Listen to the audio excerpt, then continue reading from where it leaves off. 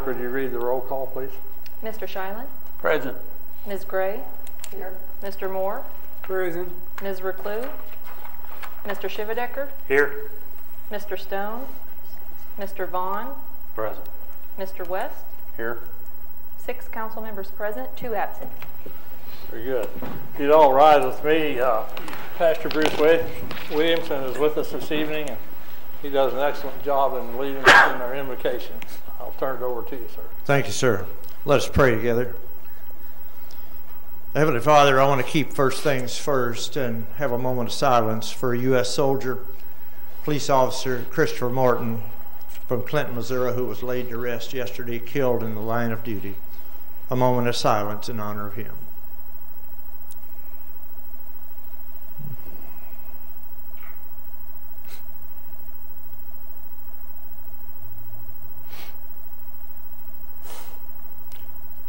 Dear Lord, we lift up all of our police officers and public safety servants in our own communities and throughout our nation. And once again, Officer Martin reminds us of the danger of their duty every hour of every day that they serve us. We continue to pray for their safety as they do diligence and commitment to the people that they serve. We move beyond that today to all of those who serve this nation in uniform as he did, and I pray as well for those who protect the Constitution and defend freedom and liberty on behalf of we, the American people. Grateful, Lord, for this community and for our public servants here. I ask your continued blessings to be on our mayor and council persons and all of those who are committed to the work of our community. I ask you to especially pray for the personal needs of those connected to our city family, which would include but not be limited to Mayor Benton, Chief Myers, Mr. and Mrs. Reclue, and Mr. Chiland, Mr. Moore, and I want to thank you, Lord, for the healing presence that you gave our city employee, Jocko Bowman. I lift up this session tonight and the community that's here to share in it. I pray, Lord, for the discussions that will be held, for any decisions that will be made. First, I ask you, Lord, that they are pleasing to you. We ask you to bless all of us, that we can live our lives to honor and glorify you and the blessings you prevail upon us. In Christ we pray. Amen. Amen. Thank you, Pastor.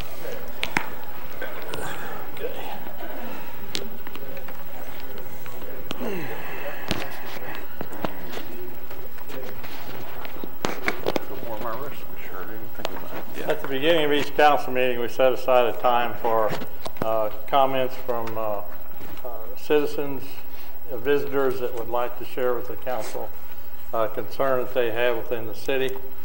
And if it's not a subject that's going to be raised later in the council meeting, we invite you to do that at this time.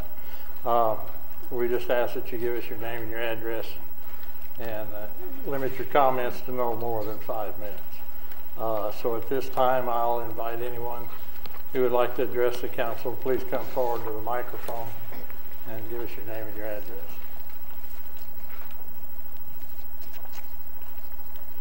Okay, seeing no one coming forward. Okay, here we go. Sure. Good evening. Welcome. Ms. Hello. Welton. How you doing?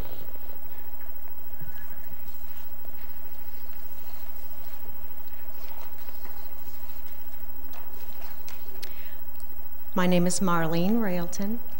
I live in at 1101 Park Ridge Drive here in Fulton. And because I'm not a public speaker, would you allow me to use my notes? Sure. Thank you. I use them. Do you? I would like to. I don't do well off the cuff.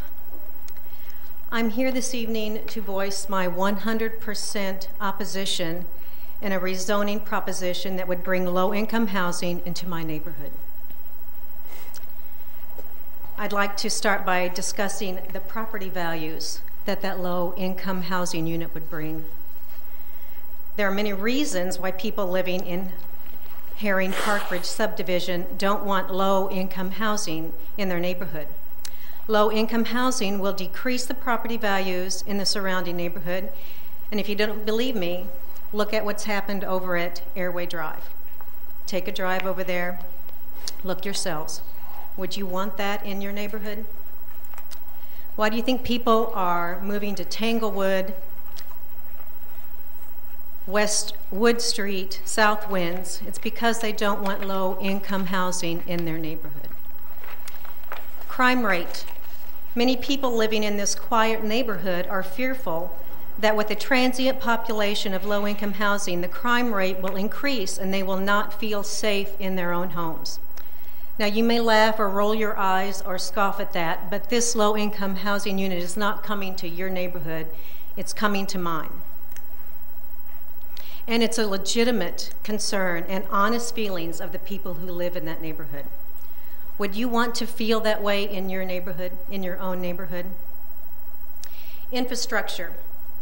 Now picture in your mind the south end of the town out there and the juncture of Business 54 and Rice Road. Number one, it's the roughest road in this town, and it's one of the busiest intersections. If you think about Business 54 going around, an entrance off the highway, an exit off the highway, an entrance to an entrance into Rice Road. More traffic at that junction would completely tear that road up. The bottleneck of traffic would be overwhelming. There's a real possibility of numerous wrecks and deaths. Consider the many wrecks at Junction F and the one fatality a year or so ago. A 50 housing unit could possibly mean 100+ vehicles flowing in and out of that corner of Business 54. The significant congestion and bottlenecking and ultimate aggravation over waiting to get out onto that intersection. Real problem at that particular area of Rice Road. With the infrastructure regarding Rice Road itself, if you're familiar with Rice Road, you know where I'm talking, I'm sure. It's essentially a one-lane, roughly paved road with deep ditches. There's no shoulder, there's no white divided line. It's not made to accommodate extra traffic flow, and people drive 50 miles an hour on that road. I know because I walk it, and trust me, they go 50 or more. And they think it's a one-lane road. With regard to the infrastructure right on Park Ridge, if you've been out Park Ridge, you'll know that coming and going from this housing project will cause significant traffic damage. Both ends of Park Ridge are pitted. The concrete has big holes in it due to terrible water runoff. It's not maintained nicely at the ends of both of that road. Not only that, Park Ridge contends with extra traffic from the Latter-day Saint Church and the Jehovah Hall. And moreover, the speed limit on Park Ridge and Rice Road is never enforced, and the extra traffic would pose additional safety issues. There's no sidewalks on Park Ridge. The street is where children play. They ride their bikes. People walk it. There's joggers and there's dog walkers. And like I said, both entrances are damaged. Additional traffic flow would only exacerbate the already bad street conditions on Park Ridge. These housing units would these housing units would be temporary housing for many people. Nomadic dwellers have no personal investment attached to the neighborhoods of Park Ridge or Herring. We longtime residents have a right to expect that the city of Fulton would respect the desires of the homeowners who pay huge fees and property taxes, unlike the tenants in rental property. A 48-unit low-income housing complex would interrupt the peaceful existence of this beautiful, coveted neighborhood, a neighborhood we chose to build our homes in and raise our children in, and because of the simple fact that it's on the outskirts of town. You know, we have that nice sign that says, if you live in Fulton, you'd be home now, right there on the side of Rice Road. Well, what does that say to prospective Fultonians to come up to that entrance into Fulton and see a 48, 50-unit low-income housing? We already have one at the entrance of F. So I just think that that's a sad sign to say, come to Fulton, you'd be home now, and the first thing they see is a low-income housing unit. So the bottom line, as you discuss this amongst yourselves, I would ask that you think about having this exact housing complex built in your neighborhood. I would ask that you think about the permanent impact it would have in your neighborhood.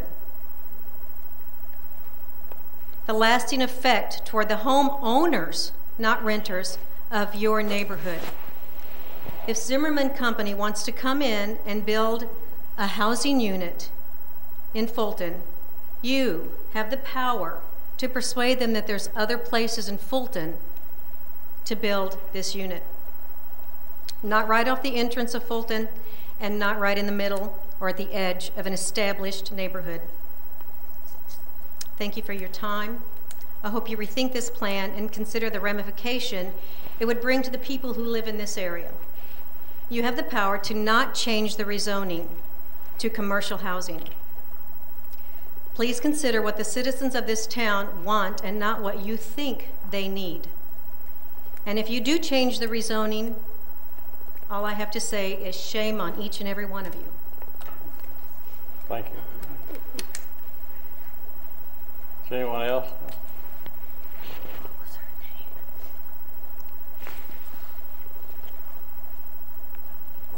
Anyone else would like to address the council? Thank you very much. At this time, if I could ask the wrestling team to stand, please. I'm going to stand up here so everyone can hear me. Yeah. These young men have had one heck of a season. Congratulations, gentlemen. You want them to come? Yeah. Y'all like to come up here? Yeah. Right up here. And moms and dads and grandma and grandpas, when we're done here, I will give you time to come up and take pictures, whatever you need here. So, first off, let me declare this proclamation on behalf of the citizens of Fulton. A proclamation of recognition, whereas the 2017-2018 Fulton High School wrestling team, comprised of members Chase Grimes, Colton Bristol, David Gibson, Devlin Thessler, Drew Isom, Eston Dews, Hunter Hampton, Jackson Caswell, Jacob Kern, Nate Schlussenhofer, Sam Herboski, Sheldon Johnson, Solomon Huff, Tucker Caswell, and Therese Vaughn, along with Coach Ryan Moritz, has dedicated itself to the display of true athleticism and exemplary sportsmanship during this season and is deserving of recognition. And whereas the Hornets wrestling season was marked with a 4th place finish in the state Class II District 2 Championship Tournament and an 8th place finish in the 2018 Missouri State Championship Tournament, and whereas the team had 5 wrestlers qualify for the 2018 State Championship Tournament: Jackson Caswell, Sam Herboski, Jacob Kern, Tucker Caswell, and Colton Bristol, and 3 state medalists: Sam Herboski, state champion, 113-pound, Tucker Caswell, 2nd place, 138 pounds, and Jackson Caswell, 3rd place, 106 pounds. And whereas Sam Herboski is the 2nd freshman state champion in school history and the 1st undefeated freshman state champion in school history, boasting a season record of 42 wins and no losses. And whereas the season is a source of great pride for the students and faculty of Fulton High School, the families of the athletes, and to all of in the community who supported the team, and now therefore we, the Council of the City of Fulton, Missouri, extend our sincere congratulations to the 2017-2018 Fulton High School wrestling team on their many accomplishments throughout the season, and wish each of them continued success in future endeavors. In witness whereof, I, Leroy D. Benton, Mayor of the City of Fulton, Missouri, have hereunto set my hand and caused to be affixed the city seal of the City of Fulton, Missouri, this 13th day of March. Congratulations. Congratulations. Hey, Ms. Jones. If you just stay there a minute, I'll come down.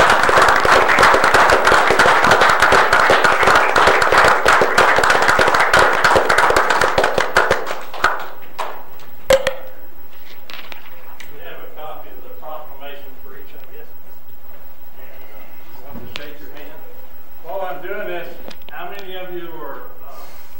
us students on the raise them high. Now that's fine. I know wrestling's pretty cool, but that grade's even better. And Mama said, "Don't fight."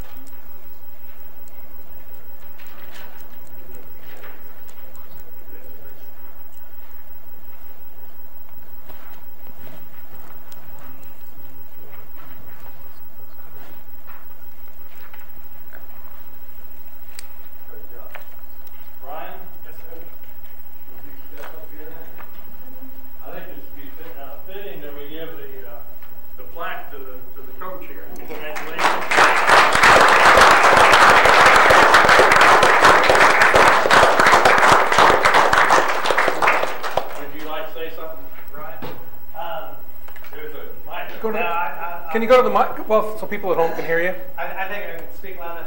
I just talked an hour a little bit ago, so some of these guys are probably tired of listening to me. I'm super happy with these young men. This is my first year as the head coach. I had a great group of guys, great group of seniors. I did forget to say that we had 3 guys for all-state academic. Wow. One is Sam, who was our undefeated state champion. Jackson Caswell, he took 3rd, and Tucker Caswell took 2nd. So I'm super proud of those guys. In order to do that, you have to have 3.5 or above and place top 6 in the state for the top 16 men in their bracket for the whole state of Class 2 wrestling. Couldn't have been a better year for a guy to step in for his first year. I will say one more thing. I didn't give these 2 young men their high school medals because I felt like it was their dad's place. He helped me this year, Clay. I felt it would mean more to these young men to have them get their medal that they worked so hard for from their father. So the first person in 11 years that I gave a state medal to was a state champion. So I think it's pretty cool and pretty big. Another coach from Moberly said, "Man, that's cool, your first state champion." I said, "All I told him was to go out there and win." I was super happy with these young men all year, and hopefully I'll be there next year and can do some more damage at that new ring. Thank you. Thank you, guys.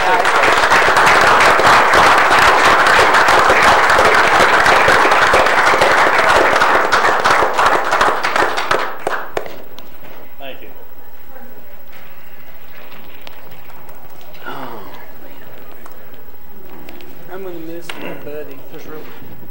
Les. I wait to know him to complain. Yeah. New guy might tell me get out of My youngest son wrestled. He went to state. Yeah, he might. My only son wrestled. He didn't, but that's okay. He also pole vaulted. Jason also pole vaulted. State pole vault. Took 7 states. Mike didn't start wrestling too. He was in high school. So he was really didn't have those skills developed. Yeah. There's 2 people here for the.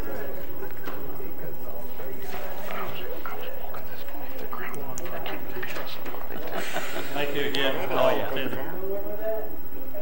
This next duty is kind of semi-sweet, but also I'm going to welcome Mr. Les Hudson into the retirement ranks. So this is a proclamation on behalf of the citizens for Les. If you'd come on up, Les is going to retire on us here after. Well, it's in here. Let me read the proclamation and we'll get it.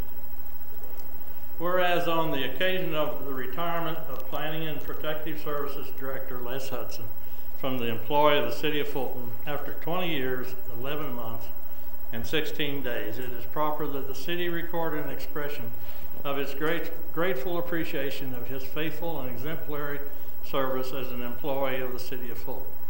And whereas Les has conscientiously served the city of Fulton, Missouri, commencing on March 31, 1997 as a building inspector, with subsequent promotions to acting planning and zoning director and his final position of planning and protective services director.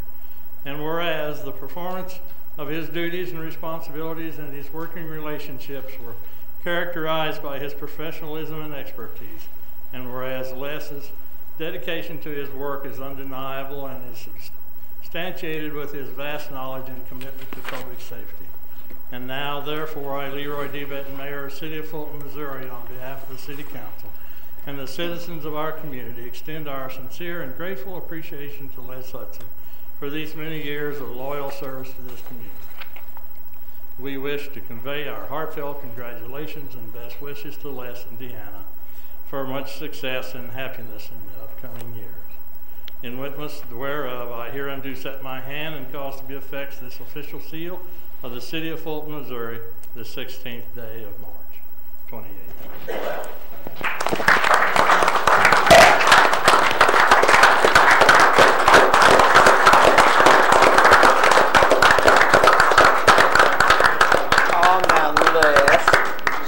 Speech! Yes. Yeah. Speech! I'm the You got a sport coat on, making us look bad. I'm sorry I read you off. I thought he just couldn't stand up and be without us. Yeah. Thank you, sir. All your years. Expect to see you on the golf course now. You better have a speech for Friday. Yeah. Yeah, I noticed that I signed that a little early, but anyway. Excuse me. Okay. Next item on our agenda is a public hearing. And this is to consider the application submitted by the Fulton Taxi LLC. I'll call the hearing to order. And Madam Clerk, if you'd note the roll call. The format will be as follows. Excuse me. I'll issue 3 calls for anyone wishing to speak in opposition of the matter being considered. And after that, then I'll issue 3 calls for anyone who speaks in excuse me. First, I'm going to do, well, this says opposition both. First, we'll do favor, and second, we'll do in opposition. Okay. And so at this point, let me issue the first call for anyone who would, that's present who wishes to speak in opposition of this proposed taxi service I thought it had to go to application.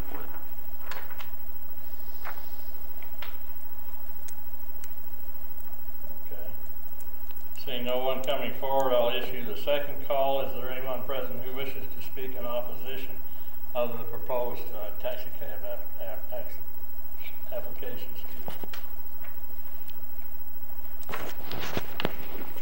Oh, okay. Get me back together here. Okay. And now, again, seeing no one coming forward, we'll issue the third and final call. Is there anyone present who wishes to speak in opposition of this proposed taxi cab application? Okay, seeing no one coming forward, I'll now issue 3 calls for anyone wishing to speak in favor of the proposed matter. First call, is there anyone present who wishes to speak in favor of this proposed taxi cab application? Seeing no one coming forward, I'll issue the second call. Is there anyone present who wishes to speak in support of this taxi cab application?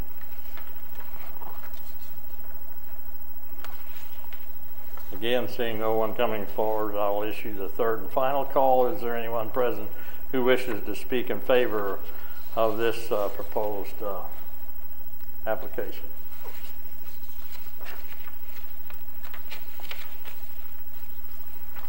Very good. I'll now declare, seeing no one coming forward, we'll declare this public hearing as closed, and we'll move back to our original agenda. Thank you. Okay. Next item on our agenda is the approval of the consent agenda. And again, the consent agenda is a way where we can tend to expedite some of the council business, but again, do not want to not consider something that any council person would like. So if there's anything on the consent agenda that you'd like to have removed, please just say so and we will consider it individually. But those items on the consent agenda are the approval of the council minutes from January 23rd and also the minutes from February 13th. The acceptance of the Director's Administration Report for January, and the acceptance of the following board and commission reports: the Historic Preservation Commission, which met January 16th, and the Public Utility Board, which met January the 22nd. Are there any items that council would like to remove? Yes. I just have a question. I don't know if this is appropriate, but on the administrative report on page 8 or 6, it says working on dirt work plans and contract for new utility storage building. I thought we had a brand new warehouse. What else are we doing? There's in the budget that was approved by the city council, there is an additional building at the new complex, approximately 60 by 100 to 140. We don't know really how long it'll be yet, but that will be for additional inventory storage. It'll get all the electric transformers, all the pipe, all the conduit, all the water fittings under roof and out of the way. And this couldn't have been done at the time we originally built this? It could have been, but again, we were bumping budget, so we felt that there are certain items that we could push off. Again, there's a fuel island that also we'd like to have eventually, so those kinds of things will be brought forward to the council as monies are available. Okay. So if there's not anything to be removed from the consent agenda, I'll entertain a motion to approve the consent agenda. Second. Thank you. I have a motion and second to approve the consent agenda. Any discussion of that motion? Hearing none, all those in favor, please signify by saying yes. Yes. All those opposed, no. The yeses have it. Consent agenda is approved. Thank you. So now look at the financial reports for the month of January. Ms. Holzlog is with us this evening, and Kathy, we'll turn it over to you. Thank you.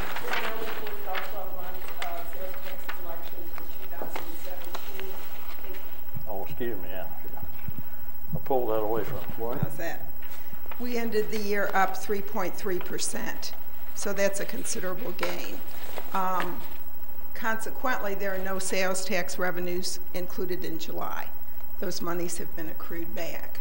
By the same token, expenses are lower than normal because the first 2 weeks of January payroll were for time worked in December. That's also been accrued back to 2017. Okay. So I've tried to include all that in the notes. We did make a semi-annual interest payment on the water bonds, $62,000 in January. Health revenues are half of what they would normally be because we had to roll it back. And I'd be glad to answer any questions.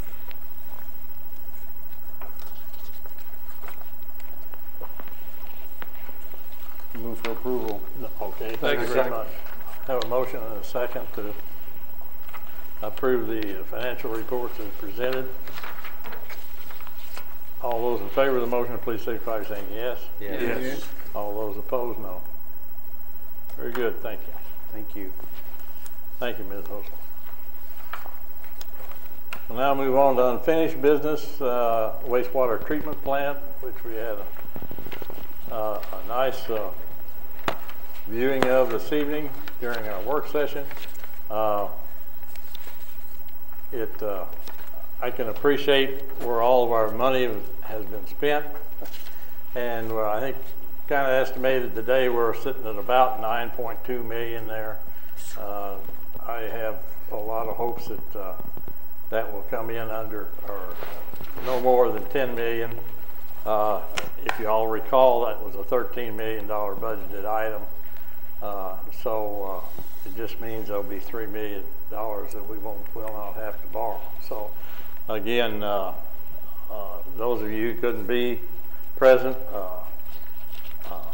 maybe again later down the path we will definitely have an open house for the community for those who'd like to come out.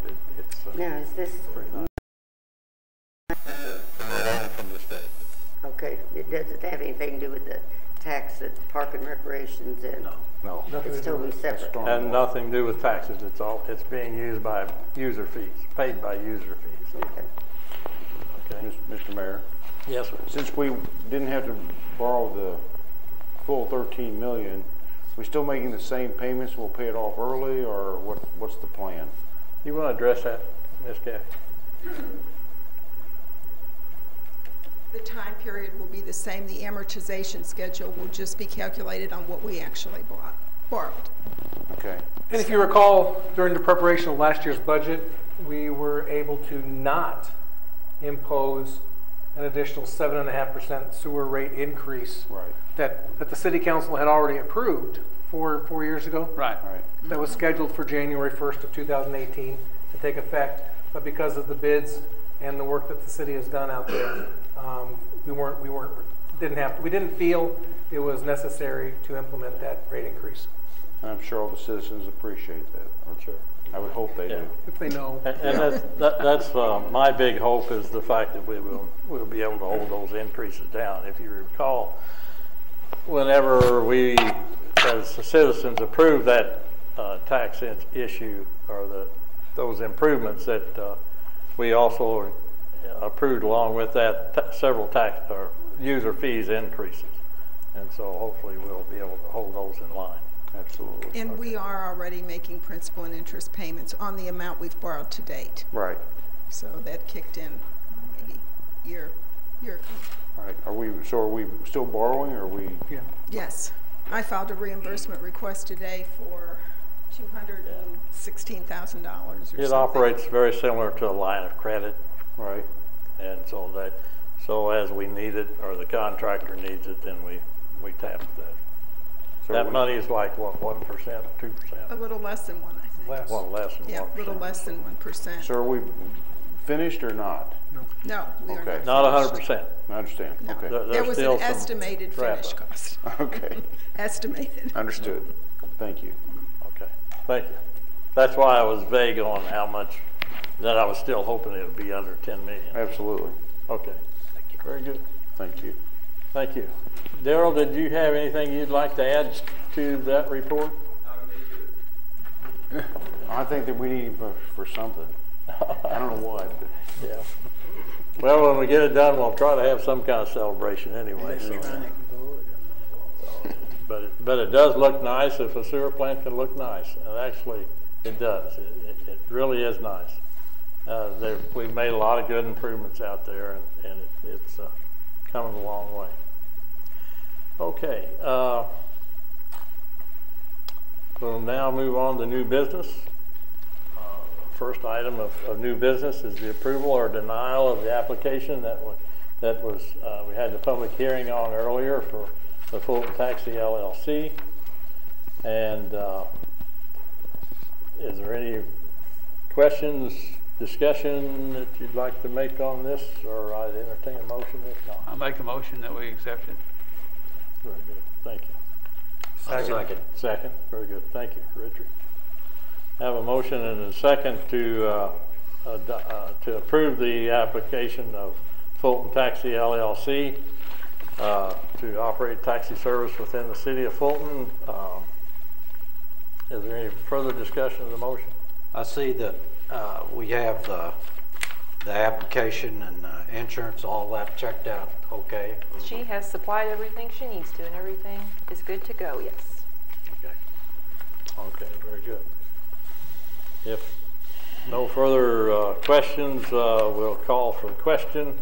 All those in favor of approving the application for taxi service provider of Kathy Reihart, please signify by saying yes. Yes. All those opposed, no. Very good. That's approved. Yeah. Okay. We have an application from the Throttle Kings Auto Club.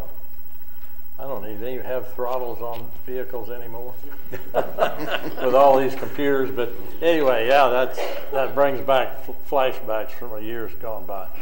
But they'd like to have an Easter egg hunt in Veterans Park. Let me turn it over to you, gentlemen, and come on up and hear what you'd like to do. Hello, my name is Gary. I'm the president of Throttle Kings. We're having our second annual Easter egg hunt this year in Veteran Park, and we try to do something different for the kids every year. You know, we try to give back to the community each year. We don't ask for no donations, but this year we're asking to have permission to have the Staff for Life to fly in at Veteran Park. I have Ms. Tara with the Staff for Life that they do come in for the street fair, the first day of street fair, and we would like to get approval for them to land and community, mingle with the kids. Super. Would the Staff for Life people like to visit or say something? Okay. So I guess there's room there without any trees? There's room to be able to set your copter down inside the trees? No. Where will you land? That was my question too. I think the plan is to put them on where the old animal shelter was. Okay. Okay. Oh, very good. We talked with the Fulton Fire Department. I had them come out when we did our walk through there. I see. Plenty of clearance for them. So. Okay. Super. Very and you good. got approval from our chief of police and everything? Yeah, I think Ms. Tara talked to him, and okay. He said there was plenty of room to land. The only reason they wouldn't be able to land is because the ground was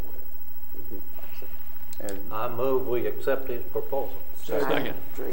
Yes. Very good. Thank you. I have a motion and a second to approve the request by the Throttle Kings Auto Club for their Easter egg hunt.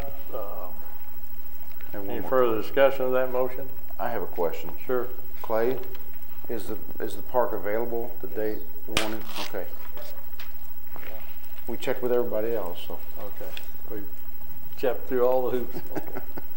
Okay, if there's not any further questions or discussion, I'll call for the question. All those in favor of allowing or granting permission for this event, please signify by saying yes. Yes. All those opposed, no. Okay, very good. That brings us to the discussion of the Zimmerman Properties project proposal.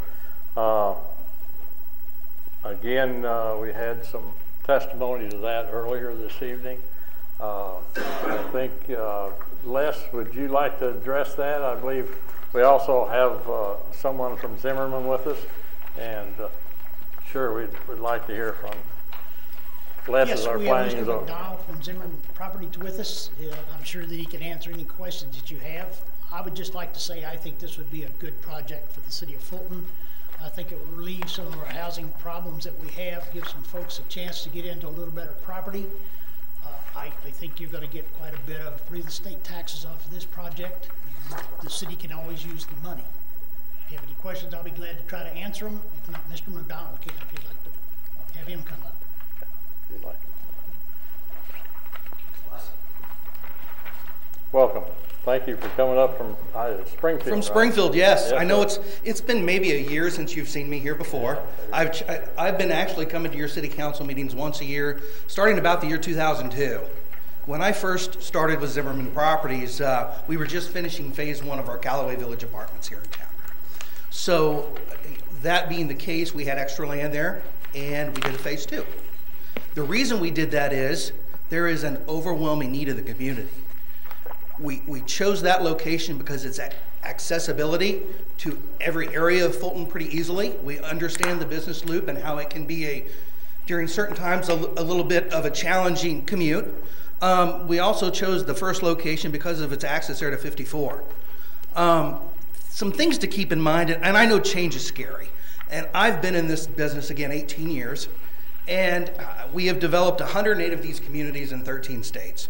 We now own and have developed right around 7,500 units. Our property management company manages in the 13 states for others also. We manage right at 15,000 units now. So we understand the affordable low-income housing tax credit program.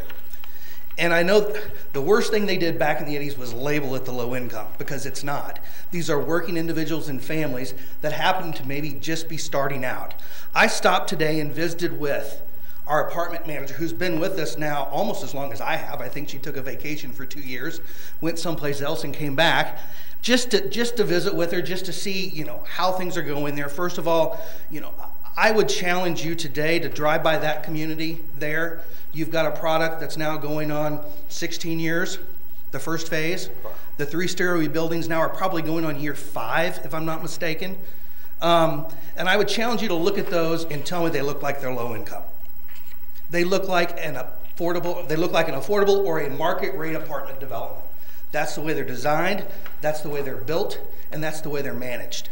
Currently, right now, in Callaway, phase 1 and 2, we have 120 active households looking for apartments in the area. These households, and I won't go down the exact numbers itself, but I would like to put some, when you talk about a low-income household, who are they in your community? We've got people, households, families that work at the new Dollar General Distribution Center. Their starting wage there is around the $12 an hour mark. Guess what? They qualify to live in our community. They're affordable, they're quality built, they're energy efficient, their utility bills are low. This program's designed to help those first starting out in their career to save a little extra money for maybe that next step, which is home ownership. Some choose not the home ownership anymore. We're starting to see a lot of that as the housing market has kind of rejuvenated, and since we had the downturn, a lot of people don't want the maintenance of that. So again, Dollar General employees from the distribution center live there. We have 5 Fulton State Hospital employees. We have Callaway County Health Department and DFS families living there. We have a couple families, our households from the Fulton school system. We have quite a few from FRDC. We have others from the service industry. They might wait at your local restaurants. We have a few that work at the Walmart here in town. You know, and it's a shame because I think Callaway County and you as a board have always realized the struggle it is for affordable housing here in the area. I know for a fact, because I know there's a task force that's recently been formed for the county to look into how to bring affordable housing in to fulfill the need from your new job growth, from the existing employment here in the area. So one thing I want to remind the board tonight is, first of all, I'm here asking for support. We know this property has to be downzoned. It's currently zoned C3, I believe, which gives the commission or the overlay district, if I'm not mistaken, I won't take words out of your mouth or Les's, but there's a lot of other uses for that property as it's currently zoned that might be a little more, quote unquote, detrimental to the existing neighborhood. I mean, you could have motels, you could have a truck stop, and I mean, those are just some examples. Other things to keep in mind also is, and I've looked at this site, you were kind enough to support us last year for the application, and again, that's what we're here asking for tonight. But you know, we're roughly a half a mile from the street, I believe that was mentioned in the neighborhood. And there's quite a few acres between us. And I know Rice Road needs some improvement, but that's not going to be our main access. I mean, that's something as we go through the planning and zoning stage and the site plan approval stage, which we will go through if we're fortunate enough to A, be supported tonight, B, win an award that's highly competitive from the Missouri Housing Development Commission, and C, then we'll start our true design process. There's many avenues we can look there, but as far as a neighborhood detriment, I don't know how they will even see our apartment buildings from there. There's some metal structures now between us that have blue roofs that if I looked at the sight line and the tree line, that's all that's there because we are so close to the interchange. And yes, I understand the interchange is busy, but part of the design process and the zoning process will require us, I'm sure, to do a traffic study and a count, which we're very familiar with. I think you'll be surprised at how few additionals it adds to that area. A little bit more about this community since last year. We've requested the number of units. It's less. It's 48 units this year. Same basic construction as our second phase in Callaway. 3 stories, all hardy board, all energy efficient. These will be certified bronze minimum under the National Green Buildings Code, which means they're highly efficient to operate utilities. All 2 and 3 bedroom units split even. And our rents again are from $415 to $490 on the 2 bedroom, 2 baths. On the 3 bedrooms are $485 to $575. Again, almost all of these tenants work in your community now that live there. We've got numerous ones now that are driving in from other areas of the county that are looking to live here. Yes, we pay our property taxes. We're not asking for anything special from the city itself other than supporting our application so we can make that on Friday to the state agency. And then within the next few weeks, we'll be back in with the official request for the zoning process to downzone, and we'll work through that. Is there any, I look around this board and I'm familiar with the faces. I know I've changed. We've all changed a little bit over the last 12, 14 years. Yeah. But if you'd like me to explain any detail of the affordable program, I'm more than willing to do so. Just please direct me. And one other thing I want to mention. I did something tonight. Everybody Googles nowadays, right? So I Googled low-income apartments and lower property values. I challenge each of you to do that because Trulia, which is a pretty reputable source out there, that was the first one that popped up when I typed that into Google. It says, there does not go our neighborhood. What does that mean? There's no effect on property values. The second and third and fourth bullet point down on the Google search that I did with that was the Washington Post, was the National Association of Realtors, was there's a study further down from the Harvard School of Law, or the Harvard School, that talks about no negative effect. So again, I'm here again, as I've done for many years, asking for your support to bring housing to your community that you greatly need. I got a question. Yes. Before we get into questions, could I have a little leeway here? And I've asked Tamara Fitzpatrick from the chamber to come and share with us from the community's perspective what our needs are. And Tamara, let me turn it over to you. Thank you. And I'm not here to sway one way or another, but we have a couple of projects that we're working on, and I'll be reporting to you all, I think, next week or the next council meeting about those projects. But when we land these projects, we're going to have need for more housing, and we have that need currently in our community. It's not just apartments, but it's also for houses to buy and to rent in our community. We hear this all the time. We had a CEO roundtable discussion discussing problems and issues that they see in the community. And one of the CEOs said, I can't even move to the community because I can't get a house. I can't find a house. I know his struggles. I've been looking to buy a house for a year and a half, and I can't. Luckily, I have a good property to live in, but I would like to be a homeowner. And when I moved to this community from Arkansas, I lived in a hotel for 3 weeks before somebody planted a seed and said, this is the guy you need to talk to about renting a place. When we have people coming to our communities, we need to be able to provide for them opportunities to at least rent an apartment or rent a house or to buy property, because we want to grow our community. Like I said, we do have a lot of projects that we're working on, some that are getting very close. And in order for us not only to bring those industries into our community, they've got to have a place to live, because just because we land them in the community doesn't mean those people are going to live here, because there's no place for them to land. So I hope that we can come up with some sort of solution. If this is not the solution, that there is some sort of solution to help us get some more housing in Fulton. We need it badly. Houses to rent, houses to buy, apartments, duplexes, we need them badly. I have a question. When you did your study, did you happen to check around town or with the contractors and see how many planned subdivisions are being started in Fulton? No.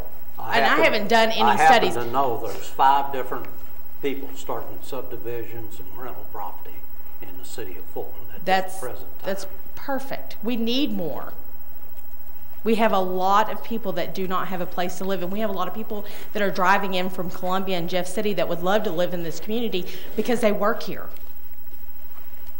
So we need that, and I'm glad that we have some more construction that's starting. Very good. Thank you. Good point. If I turn back over to anybody, Wayne, you had a question? Or was yeah, I did. Yes, sir. Is there an on-site manager? Yes, sir. So that complex itself has one person that manages? We have one person that currently is the property manager. We have a full-time maintenance person. And then within our management portfolio, we have regional managers that circulate. They're constantly gone every week. That's why they get paid, to make sure things are on track and operating correctly. Please keep in mind that our apartments are a little bit different than any other market rate apartments. Because we are going after the federal tax credit, the state agency inspects us annually, along with our investors that buy these tax credits. We don't keep them ourselves. They're sold to Fortune 500 companies. They have within their organizations people that come out and check annually. If there's ever a unit or something that's found unarray, as the owner / developer of that development, we stand to lose tax credits for that year, which means we have to write the check to the investor. If we did that very often, we wouldn't be in business, number one. Number two, I mentioned we chase this federal credit regionally. We're in 13 states. If we get a black eye in the state of Missouri, we get a black eye everywhere we go. So that's how important it is for us to manage our properties correctly, because these state agencies, they're a small niche group in each state. They talk to each other. They have annual conventions. So if you get a black eye, I stand a very good chance of having a black eye every place we try to do business today. And I'm sorry, that was more than just to answer your question. Oh yeah, no, my next one was the maintenance, and you covered that one. Yes, we have a full-time maintenance person. Is this somebody that you've trained, or? We look to hire within the community. We do have trainers for both our property manager and our maintenance people. Like I believe our current property manager out there, I'm going to draw a blank. I'll claim age tonight on her name. But she's been with us, I know, 12 years, and she took a 2-year hiatus. She's very qualified. She's very, very good at what she does. Today, as I was sitting there, she showed me they're not a full application because we're not accepting them a full application right now. We're full. We have a waiting list. But to get added to it, she showed me 2 more people today from Dollar General that had been through that had never been to our property before. So I know you guys know there's a need. You know, last year when this was presented to us, we had a lot of complaints about the condition of the property out there. Those complaints have not made it to my ears, evidently, at all. I was through it today. Now I do know that we had some storm damage this recent year and had a bit of an insurance squabble with the provider, which is not uncommon, but that's all been corrected and cleaned up. And again, if I'm not aware of those situations, please make me. Okay, I have a question. Yes, ma'am. Are you done, Richard? Yeah. Have you taken into account you're going to build how many homes, how many children? What is this going to do to Bartley School? Bartley School cannot expand. You're going to bus these kids someplace else? There's vacant property down on Tyler. Why can't you go down there and build? There's all kind of apartments down there that's for rent. I'm very opposed to you and your location. Well, I'm sorry to hear that, because last year there didn't seem to be a problem. And secondly, we go to areas that are looking to grow, certain parts of town that are looking to grow. This property has a higher zoning classification that when I was looking 2 years ago for the perfect spot, it reminded me a lot of where we put Callaway Village. And that's been a very good performing, wonderful asset to your community, I believe. Well, the one you got at F and 54, I know some individuals that live there. I went to check in to have somebody else live there. The manager was nowhere around. I had to talk to the maintenance gentleman. When I did get back, she was coming back from some type of a meeting and didn't have time. But my whole point is, I don't live in this neighborhood where they're talking about decreasing their property values. I don't like the idea of its location, at least on Route F. You're off of 54 a little bit. When you put that there, there's going to be children. They're going to run across 54 to get over there and get their daily soda or whatever. It's just, to me, a very dangerous intersection. Plus, if you have these preteens, it's a known fact that from St. Louis on 54 down to the lake, that's a traffic run. There's going to be a 13-year-old person that's mad at mom and dad, go out there hitchhiking, the next thing you know, they're on drugs. I think if you want to build these, you better find a better location, is my opinion. I appreciate your opinion.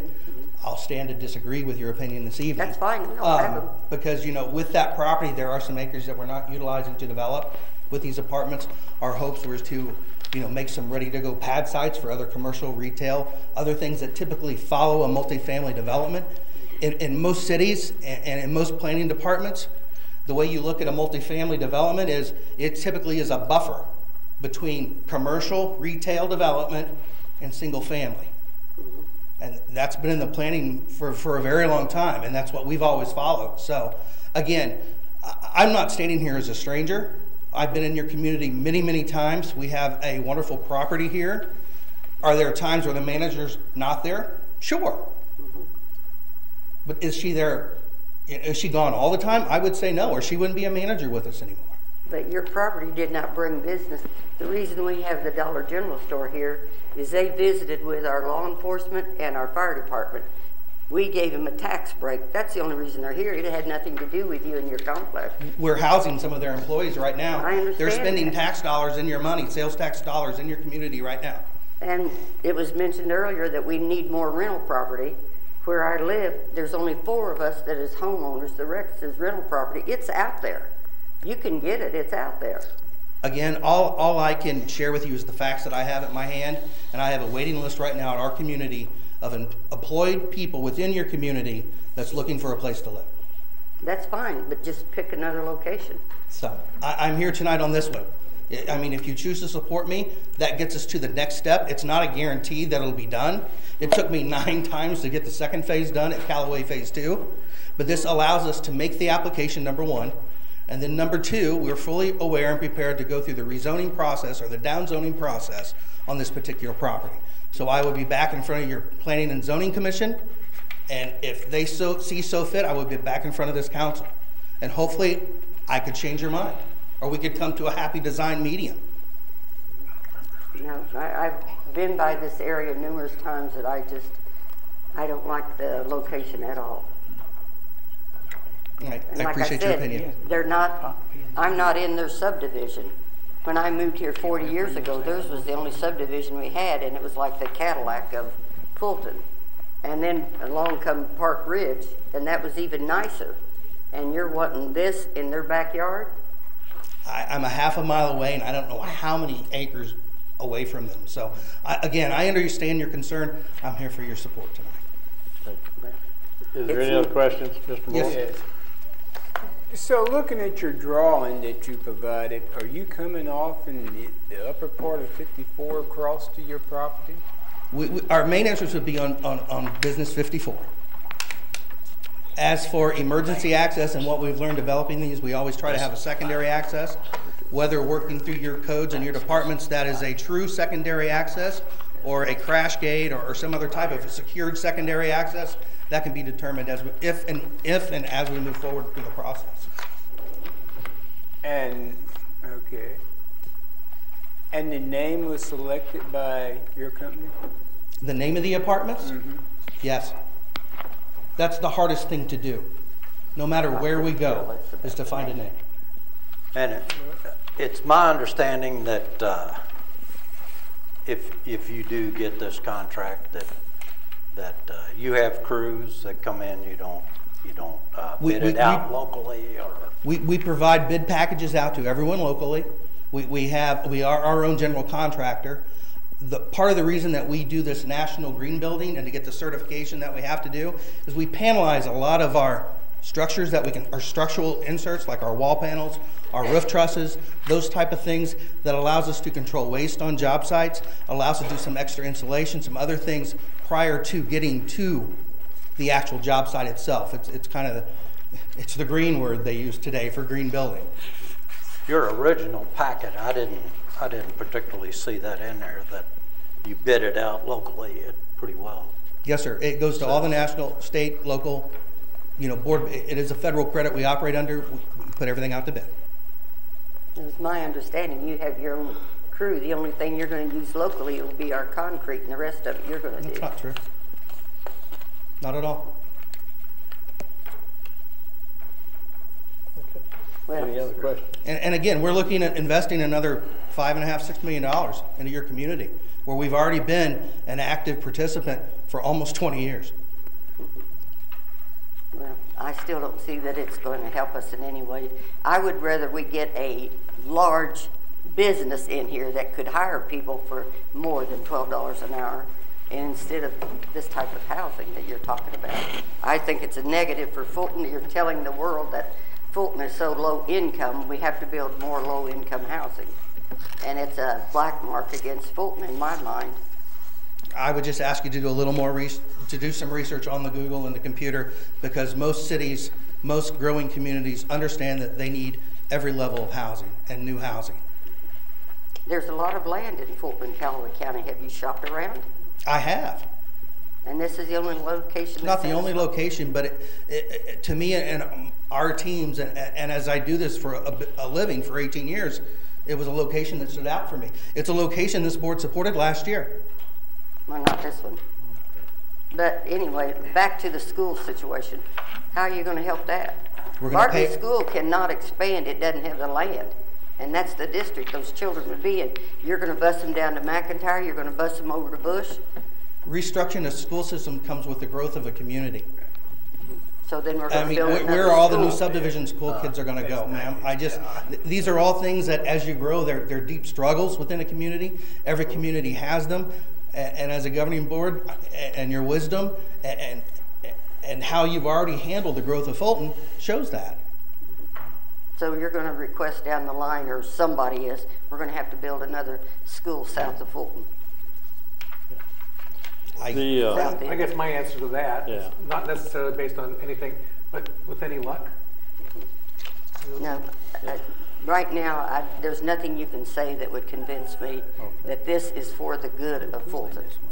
Let me interject. Ms. Gray, I understand your position, and I think he does too, and respect it. Don't get me wrong here. Very much so. I'm not really trying to cut you off here, but again, the best thing to do is let's vote. What we're asking for is allow me to sign a letter of support. If you're against that, please vote against it. Okay. All right. I'm going to open up the floor for a motion unless there's more questions of this gentleman. Mike? Are you? Go ahead, Mike. Go ahead. Are you Mr. McDonald? Or you I am. To sign this letter? Okay. I didn't get your name at the beginning. Yes. I think there's a real need for apartment buildings. We've talked in this chamber before about the condition of some of the rental property in this community. A couple months ago, we talked about it. I don't remember ever seeing you in one of our meetings before, though. Maybe I missed that one or something. I've been here. It's been. I was here in 2016 was the last time I was before you, and you signed the letter. Prior to that, I probably took a 2-year hiatus because we were building the second phase somewhere in there. But I was here religiously, and I'm sorry if I've changed, and I have changed since 2002. Well, I've been on this time for 10 years, and I don't remember. I don't remember him being here either. I remember everyone in your name. So again, I'm here. I remember seeing a letter about a year ago, but then never saw any more information. We were getting a lot of opposition from the community. Now I support growth, and I'll probably support this tonight. I'm on the fence, to be honest with you. I understand that, and I respect that. I am on the front side of this as we put these applications together. This is what I do for a living. I wear other hats. I'm a broker for our property management side in 13 states. I have been before this board many, many times, and I'm sorry if you don't remember me. I remember your names. I remember a majority of you here. Okay. I remember Mayor Ben. And I've worked with Les for numerous years. Yeah. Okay. Very good. Mr. Moore had something. Mr. Moore? I just had a statement in that I know that people don't like change in their neighborhood. and she left now. But the explanation of defending why you don't want it, I just rather heard a comment, I just don't want it, period. And I'm sad that I can't ask her, just where is he supposed to build this apartment at? And I can tell you right now, and I'm going to tell it right up front, I had nothing against your village. You've been in there, and I think your properties, y'all can maintain them well. Well, don't dump it over in my ward. She might as well have said, you can build it anywhere in Fulton, but no first, second, or third, drop it over in the fourth. And we have all the junk that's been stuck over there. And I don't think that where those apartments are located, the Park Ridge and the Heron, that's going to hurt their property value that bad. There is a need for 3-bedroom apartments in this community. I'm sure that our chamber director can tell you that. And I find people that move here and they have trouble finding property that they really want to rent. And why Mr. Huey the other week said he didn't have no problem, I will give him credit. He maintains good property. Why he has no problem renting, keeping his properties rented. Right. So I'm a favor of you building your project. Thank you. And I would just like to again reiterate, we're here for the support tonight. We know that we have many other hurdles to come through. And I'm hoping as we educate and as we share with the design plan, the rezoning application, that some, if not all, I mean, you've always got some that are completely against it, period. And it doesn't matter whether they're called low income or apartments. They're just against apartments. But I would like the opportunity to educate the neighborhood and understand, you know, their concerns. And I could even show them a sight line on how they're not going to see it from their backyard. But again, this is something that we fight, unfortunately, in every community we go. Is the stigma that comes with the low income. And Fulton has always been a community that understands there are different needs and different pay scales, and everyone deserves the right to live within the community. Depending on what kind of home you would buy in Fulton, considering that $575 on the top end is not I wouldn't consider it as rent that goes away. You could add 300 or 400 more to that and have a house payment, you know. Mm-hmm. You know, so I don't look at, like you said, the government gave it a bad stigma by calling it low. I'm going to state something I typically don't do, but this is part of the reason I am an advocate. I started off my career, I graduated college in 1991. I worked for Mr. John Q. Hammonds in the hotel business. Okay. Back in 1991, my first annual salary was $12,500 a year. Guess where I lived my first 2 years out of college? I lived in one of the first developments that was done under this program back in 91 and 92. So I am an advocate for it. It allowed a young person to save a little bit of money and to better himself and to move on. So I am a strong advocate for affordable housing, and I understand that there are some that don't understand the process. But again, I have data, I have a waiting list. The board has, in the past, has supported our efforts in this community before, and we're looking to help fulfill a need that's already there. I'm not really going to help anything that's coming in the future with your new businesses. I'm going to take care of 48 families off a waiting list of 120 right now, if we're fortunate enough to get an award, and that's an if. It's very competitive, and the first step I need from the board is support.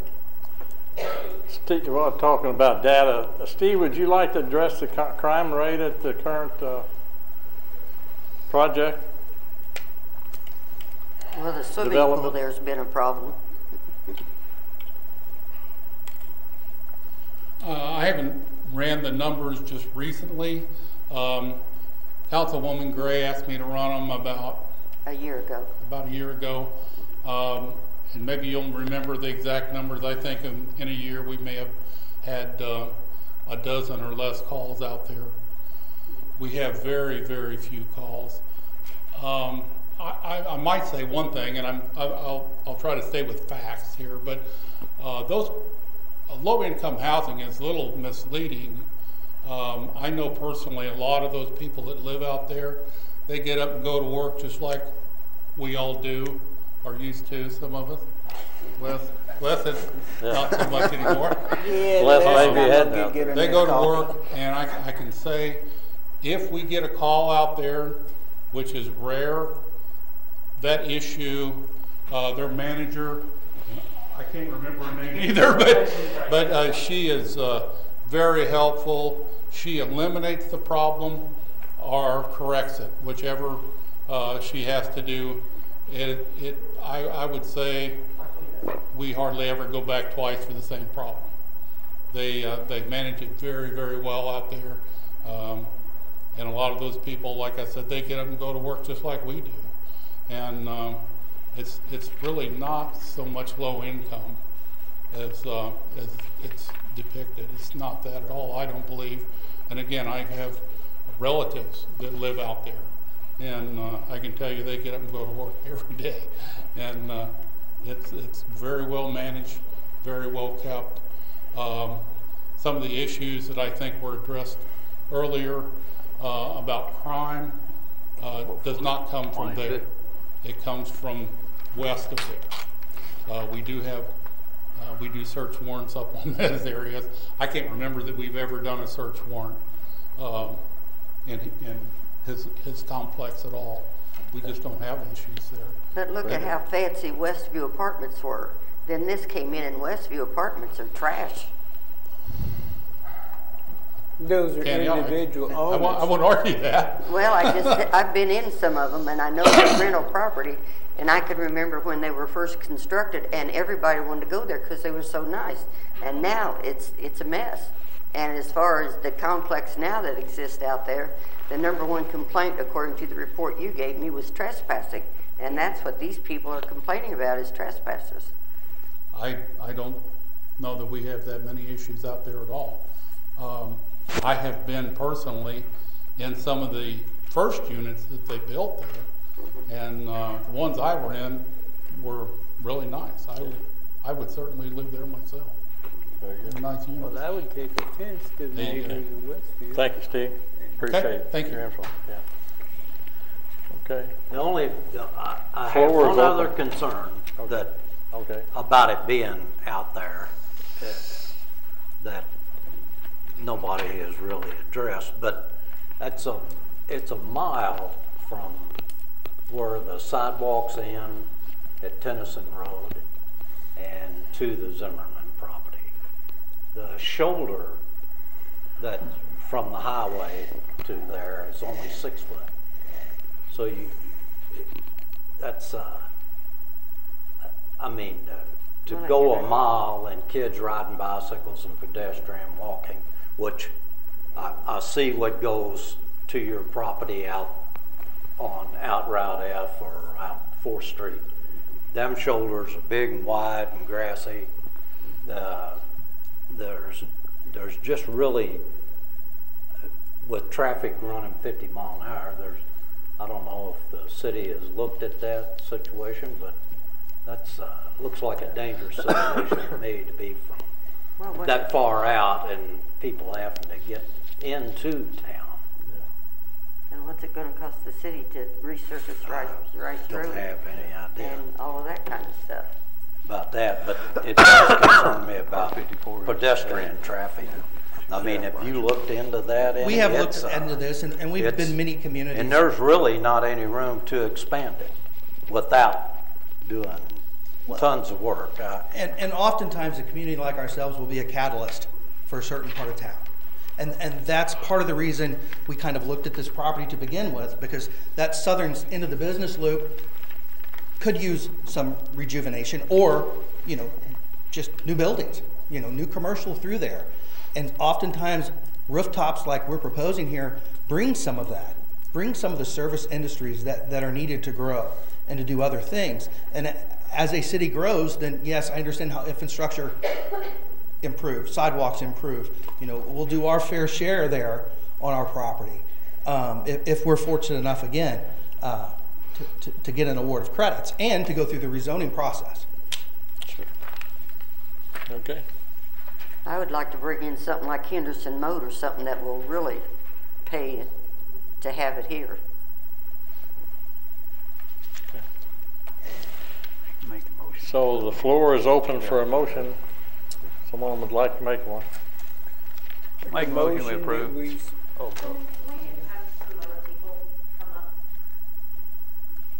Sure, I guess. Sure.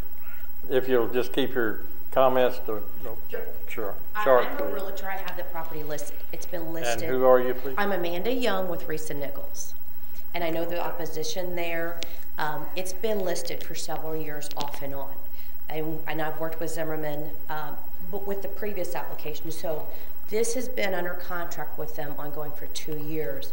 And they're trying to reinvest us. And you ask, why can't we have retail? I have tried personally to get retail to come to Fulton. The demographics are not here because we don't have the growth. You can't put the cart before the horse. We've got to have the people here for the growth to get those retail stores in. And that's been my main problem with marketing.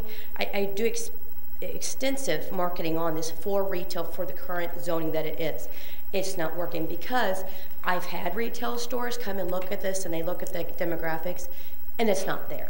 It's not there for that type of growth. They say if you can get the population up or you can get some more growth, some other stores, we'll look into it. But that's as far as it's went.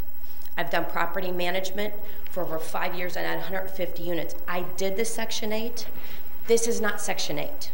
The projects that you kind of classified as, these are tougher and they're more stringent regulations than even Section 8 housing have. And then there's a misconception with that. Right now, as a whole, Fulton has 49 listings currently active. And that's from 13,000 to 600,000, that's it. So we not only need residential tenants, we need the sales there. And that's the first step to get these people into the next step to buying their first home. But if we can't give them that first step forward, how are they going to come here and buy something? My daughter was going to rent from this company because she didn't want to buy. They had such a big waiting list. I had to help her with the financing part to go and buy her first $80,000 house. Very proud of it. Did it all on her own. Would you know right across the street is a drug house? And I've had voiced my concerns with the police department. There's nothing I can do. So you think that you can go over there and you're going to get rid of that? This is a new home that was almost ready for demolition.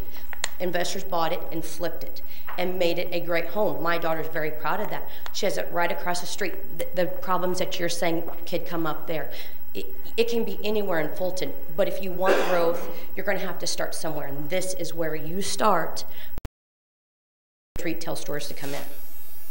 What I'm hearing is you're saying our Chamber of Commerce isn't doing a job because I work with the Chamber of Commerce. I'm a member with the Chamber of Commerce. No, absolutely. but you're saying we don't have any big business, and that's no, part of their job. No, it's absolutely not what I'm saying. I'm saying the demographics are not there for the growth for a franchise retail store to come in because of the community, because we don't have the growth.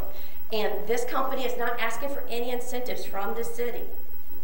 They're doing this from federal grants, and not even state grants, federal grants. So this is something that they're doing on their own. They're not even asking. Retail stores that I've been approached can't do it because they go to other cities that offer them incentives. Federal grants is my tax money. Absolutely. And so is those people that are renting and paying those taxes too, that are working here and buying their groceries and paying for their gas. That you want to say, no, you can't go to a different area. And I have people call in to our location and ask for rentals. And there is not the rentals out there that you think. And then they have to sacrifice, go to another town and travel, Jeff City, Columbia, because we don't have that surplus there of rentals like you think. Mayor, can we call for the vote? I have one other thing I want to say, and I want to say something that bring to light what she just said just a minute ago. And it's not about whether the Chamber of Commerce is doing their job, because I assure you we are every single day. It doesn't matter where you live. There is tons of things happening around you in your neighborhood that you probably don't know anything about. And you know, you can have somebody that is a trashy drug dealer that's in a $300,000 home in a neighborhood. When we classify low income means that they make a certain amount of money.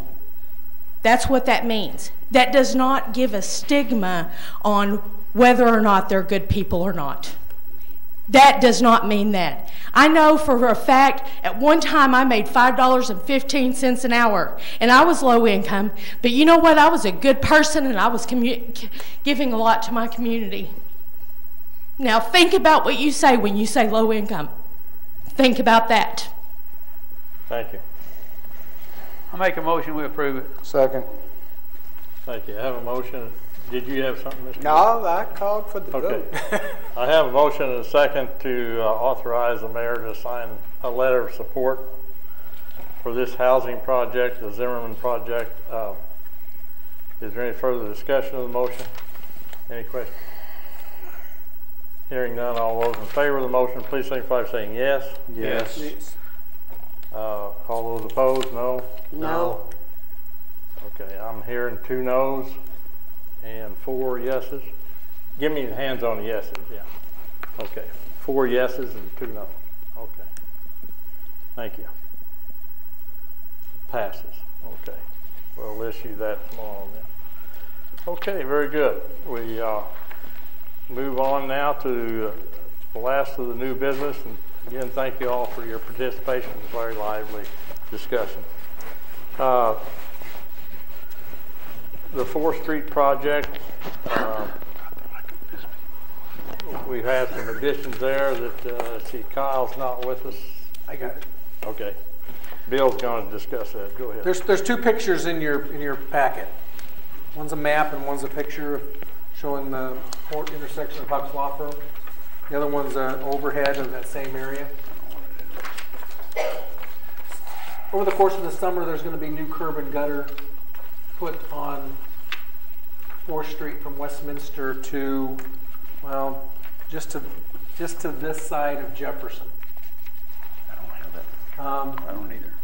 We've been looking at this area. The county commissioners came over to see me a couple weeks ago. They are looking at putting new curb and gutter on this side of the courthouse from where we tied in over here at where we did the new intersection at 4th Market, and coming down and wrapping Court Street in the corner and going about a quarter of a block, 100 feet or so. What we have figured out and thought about now is we're going to have 200 or 300 foot section here on 4th Street that's going to be still old curb and gutter. If you look at the picture, there's a lot of grass coming up in it. The bricks in that area are not in level condition at all. If you said yes, go ahead and do this. I want to point out to you that there will be a gutter. It would not be bricks all the way to the curb. There would be probably an 18-inch pan section of a gutter extending out into the bricks to allow for the good water flow. Concrete? Concrete. Okay. It is estimated, the engineers estimated, and then right here at the Huck's Law Firm picture, this whole handicap accessible landing that goes down to the street would be redone. If we did it, if you guys said yes tonight, when the time is appropriate, we could do this as a change order to the proposed contract, so the contractor could just keep coming and do it all at once. Bill, what's the additional money? The engineers estimated it at $8,000 for materials. Then they then doubled that to anticipate the cost of the labor. And somehow they doubled 8 and got 15,000. That ain't it. These are our engineers. That's our engineers. I recommend approval. Second. I do have one question. Noticing in this picture that we don't have the bubbles here, would that be part of what we That'd probably be part of the new handicap ramp. I mean, I think that's a really good idea. That'd make them ADA, right? Yes. And there's also some talk about moving that drop inlet or that graded inlet just a little bit, or narrowing that handicap ramp section in order to allow that graded inlet to stay place. But right now, if you look, you can actually be on the sidewalk and go to the street on the handicap ramp straight into the grate. Yeah. And that's, A little bit of a they're not, the engineers aren't crazy about it. Yeah, doesn't look good. I don't see a problem. If it's more than that, as Kyle's note says, you'll get back with us. If it's more than, if the change order is gonna come back more than 15 grand, I'd be glad to bring it back to you. Well, the way they counting, it can't be over. I don't see a problem with it myself. I think it makes sense. I do too. Can I get a motion? Very good. I have a motion and Already done. I'll do that in a second. We already did that. It's already done. we've already got it on the floor. If and we just started discussion. So if there's not any further discussion, I'm going to call for the question. All those in favor of approving this concept for an additional 15 grand, please signify by saying yes. Yes. All those opposed, no. Yeses have it. So, okay, very good. Thank you. That pretty well does it for the new business, and we'll now move on to council concerns.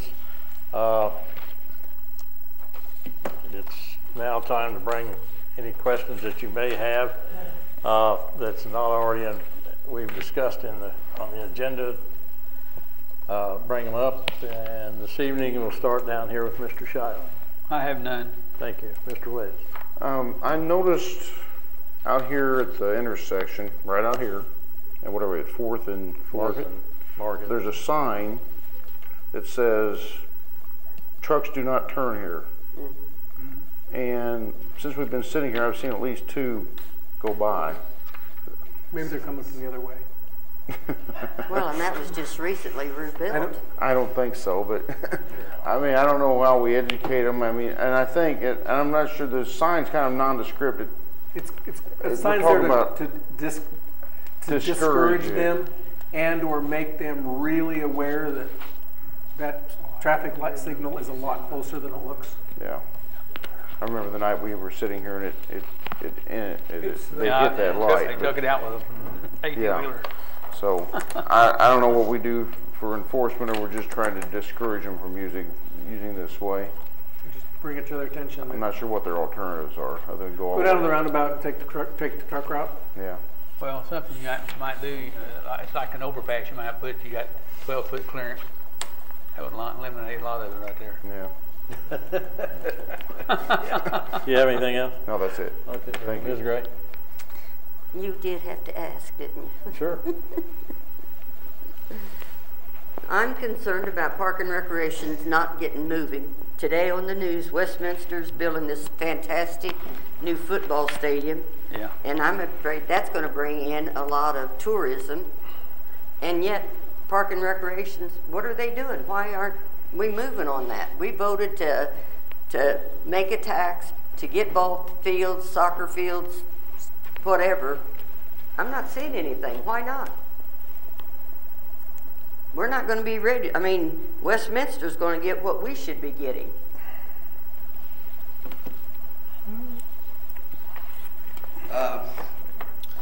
Yeah, well, Westminster is building a football field. We're not. We're building a baseball complex. Right. And hopefully a community center, depending on what we can afford. We went through the whole architect process. That didn't really work out. Gave us some answers, but it didn't give us the design. So now we're doing the design in-house, putting all the specifications together right now.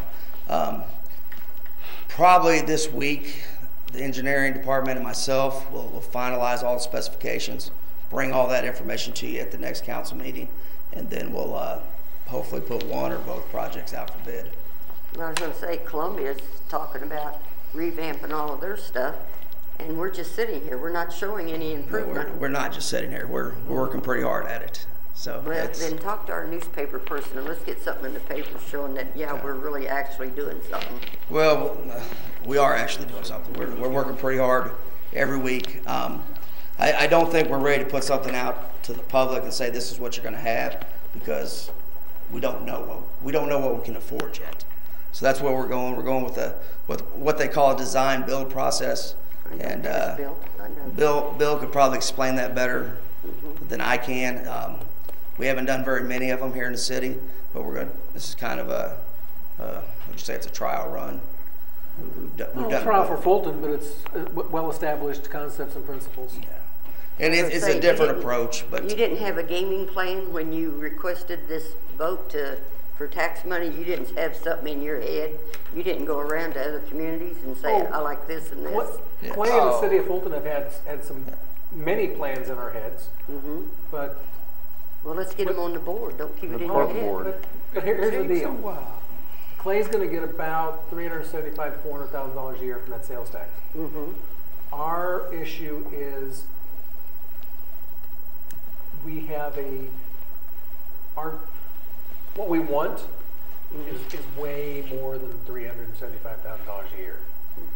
So Clay and the park board and his staff have spent many hours downsizing and trying to figure out exactly what we need rather than what we want. We do not have enough money in that fund or in that revenue stream to buy what we want. But we do have enough money in that to buy something that we need. I think the first concept that they came up with was over 80,000 square feet on a rec center. Well, that was far in excess of anything we were able to afford.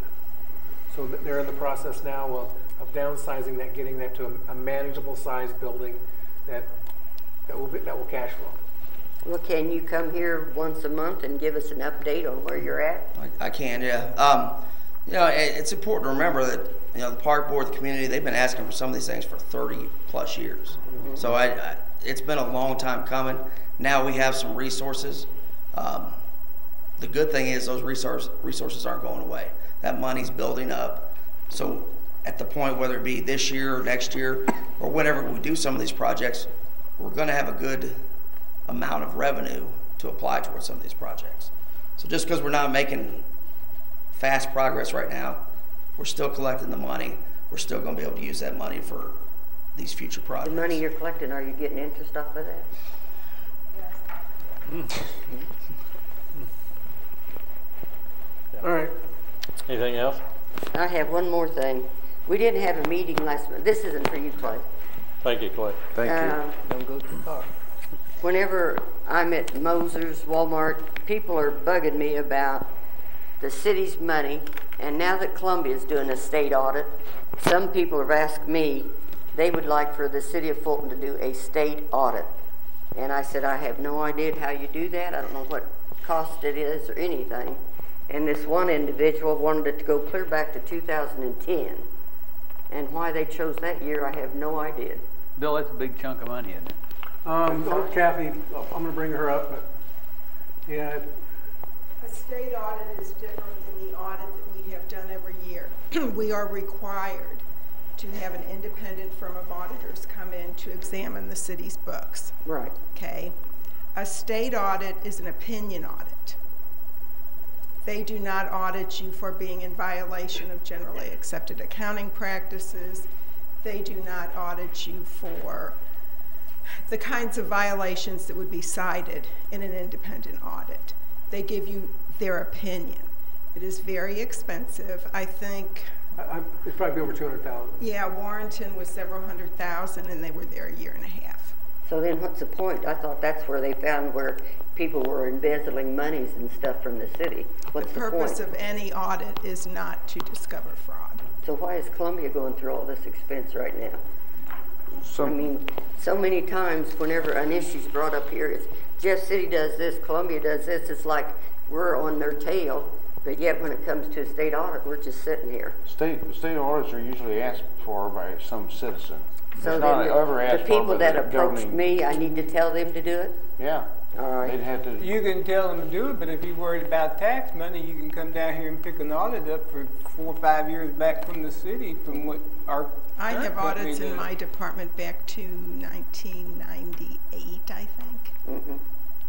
Okay. Annual audits. Yeah. Well, And I believe the mayor makes clear every year that anybody who wants to see the audits are welcome to come. Or to talk City to Hall. them while they're doing it. Or if there's a specific question they have, please have them call and ask the question.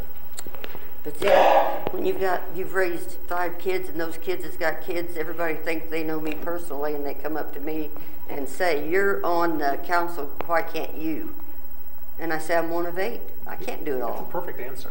So, That is a good answer, but I might point out that, back to Kathy's point, the state audit is an audit of opinion. So we're just asking for the auditor's opinion of our community.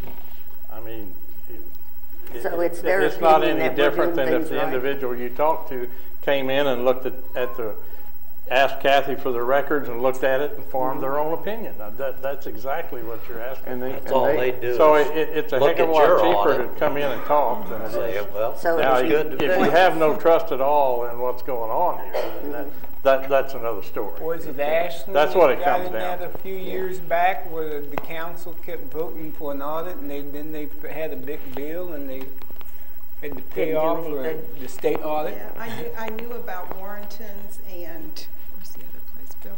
There was some other place down by St. Louis, and I've talked to the finance people there, and it's crippling because they're on site all that time. So you have to have a certain number of staff members that are pretty much devoted to pulling records, just like it is when our independent auditors come. You know, we're pretty much out of pocket for the time they're here. And then from quite a while after that, really, constant emails, requests for information, etc. Okay. And what was your guesstimate on a state audit would cost us? I can't tell you what it would. I just know how much ones have cost from individual municipalities that I know. Can you give me that number? Yeah, I suspect it would cost 100, 200,000 or more. 200, okay. I would guess. we could ask MML if they would know something like that. Mr. Mayor, if I may. I can write Stuart tomorrow and ask him. Yeah. We, I forgot my point, I'm sorry. The people that usually ask for these audits have some disgruntlement with a governing body. It doesn't even have to be a city, it could be a school board or any other number of things. And it's never anything that we would necessarily ask for. I know what my point was. Mr. Mayor Benton has every year offered for anybody that has any questions to even come in and talk to our auditors and ask them questions and ask them to look into something. And I don't think we've ever had anybody even come and talk to them. We've not. And they're an independent firm. I mean, we pay them, but that's required that we do that every year. But they are required to maintain it. Yeah, they're autonomous, but we still pay the bill, right? Right, okay. Okay. And this item, I have no clue as to what it is. Thank you, I'm done with you. Thank you, Kathy. Down at the water treatment plant or whatever, what the heck is a clarifier? This person complained that clarifier 3 and 4 hadn't been refurbished or something. I have no idea what that's about. Well, that was part of the tour today, and we'll let Daryl talk about that. There was 4 clarifiers down there before we started work. Okay. There's a 90-foot clarifier added. Those 2 older clarifiers, by design, are not needed with the new 90. So that's what this 3 and 4 is, it's old ones? Correct. The clarifier is kind of the very, very close to the final treatment of the sewage before it goes to the creek. The only thing now with the new treatment plant, it goes through all the systems. It goes through the clarifier, and then that water that comes off the clarifier goes through the ultraviolet light. This time of the year, the ultraviolet lights aren't on, and that goes straight to the creek. So it's the final treatment process. Okay. And with our new 90-foot clarifier, they're just not needed. Yeah. Okay. Our plan is to leave them in service lightly loaded so they would be there if needed. If you had to have it. Yes, ma'am. Okay. Okay, I'm done. That's it. Thank you. Mr. Ball. Yes, I got 2 things. I seen an email from Mike asking about the ordinance for the demo of houses, and I never did look back to see if you answered that email. And we told you it would be kind of interested. And we told you it would be on tonight's agenda. I'm going to sit here. I was going to bring it up if it wasn't brought up. Courtney, Les, Casey, and myself have reviewed it. Collectively, we have come up with a list of subtle questions and concerns, as either questions or how is this actually going to work. And we are going to be scheduling another meeting with Mr. Riley to have him give us some guidance on about what we're going to do. But I do not want, I don't want to say it's Tom's fault at all. It's all the administration's fault. We haven't got the reviews done and assembled and given to him to do a final draft. Good enough. But we are in possession of it. Sorry. We are in possession of his version. Yeah. Okay. And then the other one I had was wanting an update on the house on 6th Street. And that's part of this. Okay, that's all I got. Okay, thank you. Mr. Moore. Yes, mine is probably Clay might want to come up. Mine is signage for Tinga Golf Course. I'd like to see us somehow to make some kind of signage when you come on up H, that you make a right-hand turn and then you make another turn down there. Because I have a lot of people tell me, believe it or not, so they get lost getting over to the golf course. And then they end up calling and ask how you get over here. So I like most work with Kyle and see what MoDOT will approve and get. Or unless you want to make a driveway off in that H to go straight over, you know, where we have that piece of ground. Well, I'll just tell you, to the council, some of the things we've talked about. We've talked about making a driveway that leads straight out of the golf course entrance over to, what is that road? What's the access road? H. Is it? No. Richland Heights. Yes. Down through the middle. Yeah. Yeah. So we talked about doing that, making the entry a little bit easier to find. We've talked about some highway signs. Mr. Moore and I did. I did look into doing a billboard. Looking at about $7,000 to $9,000 a year to do one on I-70 or 54. So that's pretty expensive. So I don't know that we want to do that. We may look at seeing if we could do a billboard on our own property, something cheaper. So we're looking into that right now, see what the regulations are with that. But we can bring some ideas to the council if they're interested.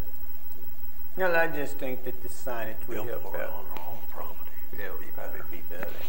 And my second one was I had a couple of citizens hit me up about down at Memorial any possible way that we could put a few handicap playground equipment for children. A lot of the stuff that's the playground feature, the big playground feature, a lot of that is handicap accessible. I told him that I guess there's some special for certain games. I mean, we can look at that, and if again it costs money, so we would need to find the funding for that. But we try to, whenever we design the playgrounds or we purchase new playgrounds, we try to make sure there's several features that can be accessed by kids in wheelchairs or handicapped children. If someone has a particular need, would you please get the information? Let's get it to Clay, and then, because we do have, I know in Veterans Park, the Kiwanis put in something for they children. put in So I mean, I think it's not that we don't have it. Yeah. There is a lot of stuff that's available. Is it specifically for handicapped individuals? No. But if somebody has any ideas, we'd be happy to look into it and see what it costs. Well, see if you wouldn't have made that water park, we wouldn't have to be okay. That water park is accessible. Yeah, very. Okay, very good. Anything else? Thank you. No, that's all I had. Thank you very much. I need another one. Mr. Shiverdick. I forgot. That was my excuse. Okay, very good. Thank you. Downhill. We'll now move on to the resolutions, of which we have none, and we do have some ordinances that we need to discuss. Consider this evening. We have first reading ordinance of bill number 1498, which is a ordinance ordinance that that changes how we consider taxi cab authorizations in the future. So this is one that you've all have asked for. Councilman Moore, would you please present bill number 1498 for first reading, title only? Bill number 1498, an ordinance repealing chapter 118, vehicles for hire, the code of the city of Fulton, Missouri in its entirety, enacting a new chapter 118, vehicles for hire, and will thereof establish an effective date. I move this for second reading at the next regularly scheduled meeting by title only. Second. Very good, thank you. I have a motion and a second to advance bill number 1498 for second reading. Is there any further discussion of this motion? Any questions? You know, I think that we probably discussed this thing up and down so many times that you forget what we talked about. Well, but why do we have to do business in town? Is it because we're probably going to have too many people having taxi cabs? What's the deal? We are the only town that does a public hearing for a taxi cab that we've been able to find. Why? Because that's the way the That's what law we're was getting rid written. of. That's what this is doing. Yeah. We're doing away with the public hearing. We're getting rid of it. Yeah. This ordinance will do away with the public hearing. Okay, I'm in favor of it. And we don't even have to listen to when they add a tax. You just got to go to administration too. City license. Very good. Any further discussion or question? Hearing none, I'll call for the question. All those advancing bill number 1498, please signify by saying yes. Yes. All those opposed, no. The yeses have it. Thank you. It does advance. We'll now consider second reading ordinances, and bill number 1496 is a reclassification of a zoning request on Rayworth Drive. Councilwoman Gray, would you please present 1496 for second reading? You can do third if you like. I would very much like to do that. Okay. Second and third reading at this time? You have to do it twice, yes. Okay, let's do the second reading now, title only. Okay. Bill number 1496, an ordinance reclassifying under the zoning ordinance certain land in the city of Fulton, Missouri, known as Rayworth Drive, and establish an effective date. Thank you. And I may make a motion to place bill number 1496 for the third reading at this council meeting. Second. Thank you. I have a motion and a second to advance bill number 1496 for third reading. Any further discussion of the motion? Hearing none, all those in favor of advancing 1496, please signify by saying yes. Yes. Yes. All those opposed, no. Very good. 1496 advances. Councilwoman Gray, would you please present 1496 for third reading at tonight's meeting?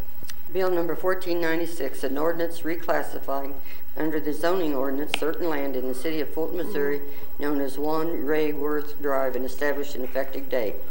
And I make a motion that we finalize the passage at this meeting. Second. Very good. Thank you. I have a motion and a second to advance 1496. All those in favor of the motion, please signify by saying yes. Yes. All those opposed, no. Very good. You've heard bill number 1496 presented 3 times, and it's now time for final vote. Please answer yes or no to roll call. Ms. Gray? Yes. Mr. Moore? Yes. Mr. Shivadecker? Yes. Mr. Vaughn? Yes. Mr. West? Yes. And Mr. Shilen? Yes. We have 6 council members affirmative, 2 absent. Very good. We'll be working on some more needed housing. Thank you, Mr. Hewitt. We'll now move on to bill number 1497 for second reading. Again, this is a one that an ordinance also that approves a plat for Southwind subdivision for additional housing. Councilman Stone was to be reading that. Seeing as he's not here, Councilman Vaughn, would you please present 1497 title only? An ordinance authorizing the mayor on behalf of the city of Fulton, Missouri to approve Plat 5 of Southwind subdivision. I move to place Bill 1497 for third reading at tonight's meeting. Second. Very good, thank you. Have a motion and second to advance 1497. Any further discussion of the motion? Hearing none, all those in favor of advancing 1497 to third reading, please signify by saying yes. Yes. Those opposed, no. Very good, thank you. Yeses have it. Councilman Vaughn, would you please present bill number 1497 for third and final reading at tonight's meeting? Bill number 1497, authorizing the mayor on behalf of the city of Fulton, Missouri to approve Plat 5 of Southwind subdivision. I make a motion to place Bill 1497 for final passage at this council. Second. Very good, thank you. I have a motion and second to advance bill number 1497. All those in favor of advancing bill number 1497 for final consideration, please signify by saying yes. Yes. All those opposed, no. And we have more rental places coming. There you go.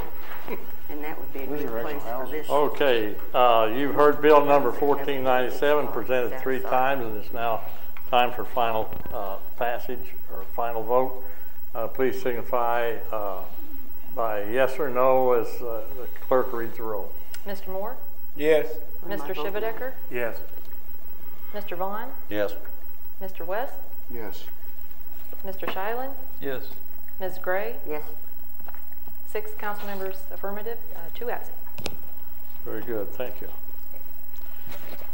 Bill number 1497 is passed. Okay.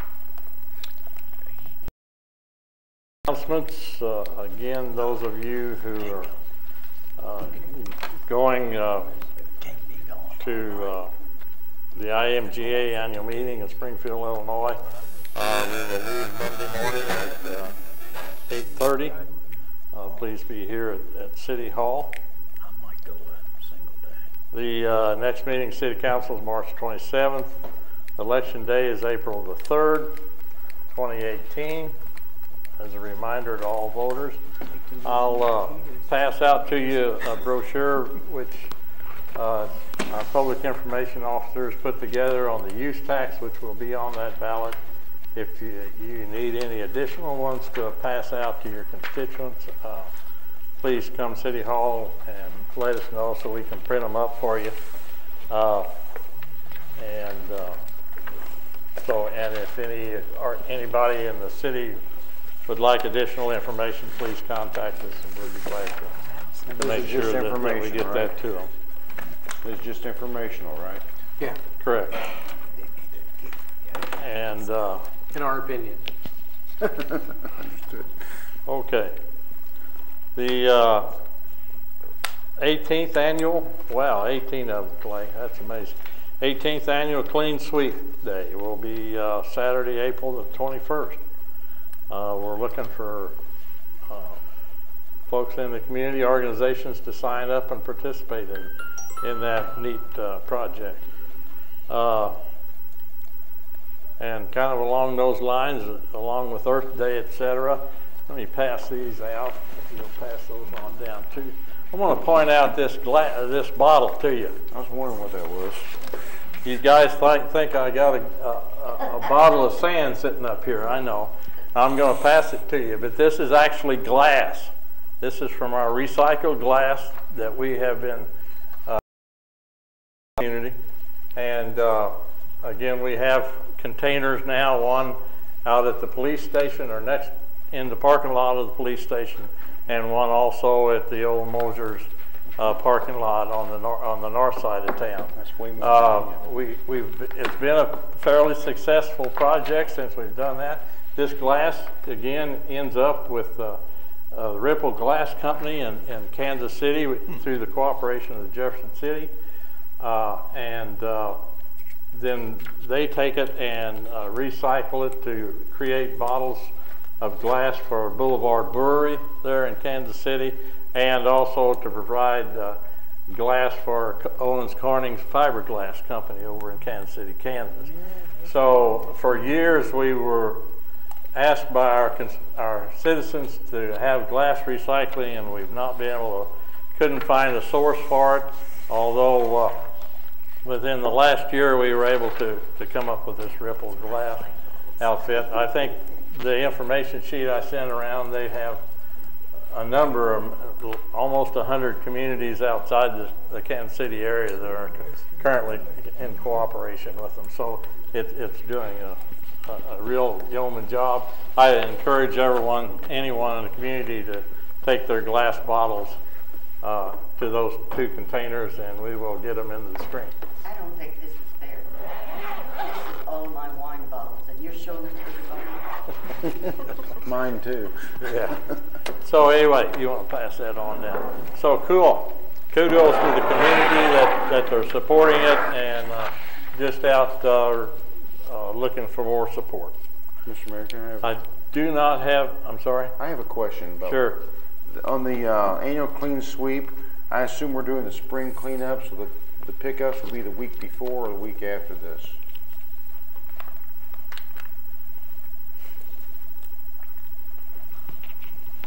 The 14th will be the HHW will be open then, and then on the 16th through the 20th will be the spring cleanup for the city of Fulton. So people can put their stuff out and it'll be picked up, no special charges and all that sort of thing, No, right? sir. And people can go and, Have fun. yeah, pick through it and pick what they want. Just don't scatter it, please. Okay. But you don't want things like televisions and that kind of stuff, right? Anything sitting out, we're going to take. Really? Okay. You said anything? Nope. No construction debris. As usual. Televisions, anything will be able to get it picked up this year. Oh, yeah. Microwaves? Microwaves, anything electronic sitting out, stuff. we'll take care of it. In the green building, we've got all the utility meters. Since you're up here, is there anything here I missed on the glass recycling? Mayor, you did outstanding on that. Thank you very much. And the one out by Moser's, I think it's been out there for about 3 weeks, and it's about, well, 3/4 full or better. That's what I was going to ask, how often? The one out by the police station, it's been tipped about 5 to 6 times, and this one out here will be probably in the next 2 weeks. It'll be its first time, but it's quite a bit bigger container. It's big. Well, That's cool. Mr. Miller, probably for long someday you'll be joining old Les over there. Y'all be having coffee together. So I really want to thank you. What have I done? Well, you might go in retirement like him on us, you know. But I wanted to thank you for what I remember the very first time we talked about clean sweep and recycling. You gave me looks that was, but you come a long way, sir. Thanks, sir. And you've done a lot of good in the community. Okay. So Thank you. Thank you. Yes. Thank I do not have a need for an executive session this evening. Second. Thank you.